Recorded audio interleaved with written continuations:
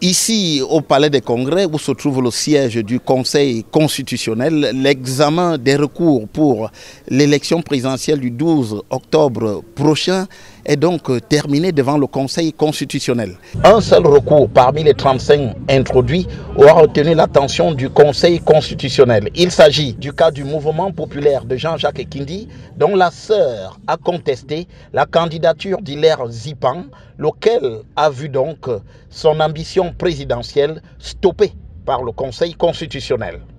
Pour les autres recours, aucun n'a trouvé grâce aux yeux du Conseil constitutionnel, notamment celui de Maurice Kamto, investi par le parti Manidem aux grandes dames de ses conseils. Le droit n'a pas prévalu, parce que si le droit prévalait, forcément, le Conseil constitutionnel devait se pencher sur les notions d'authenticité et les notions de fraude, qui ont été brillamment exposées au cours des débats. Pour ces conseils, il s'agit de pressions politiques qui auront davantage joué que le droit. Le Conseil constitutionnel, qui a pesé plus sur le volet politique que sur le droit, a tranché l'affaire. Cela ne voudrait pas dire qu'il n'a pas un rôle à jouer.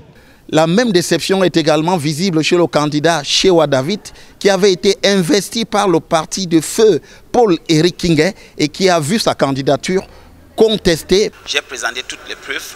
Moi, je vois donc que ces systèmes sont en train de nous montrer que dans chaque des élections, n'importe quel militant peut sortir, présenter sa candidature pour annuler toutes les candidatures. Enfin, un autre candidat, Jean-Blaise Gouette, en l'occurrence, du MPCC, aura vécu la même déception en voyant sa candidature écartée par le Conseil constitutionnel, alors même qu'on ne lui réclamait que le certificat d'inscription sur les listes électorales, d'ailleurs pas prévu par le code électoral.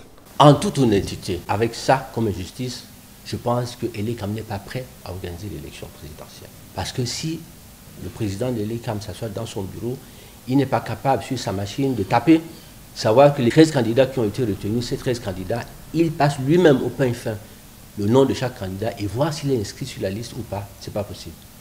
Ils seront donc 12 candidats pour l'élection présidentielle du 12 octobre prochain au Cameroun, avec une légère modification sur la liste qui avait été arrêtée par le Conseil électoral de l'ELECAM pour ce scrutin.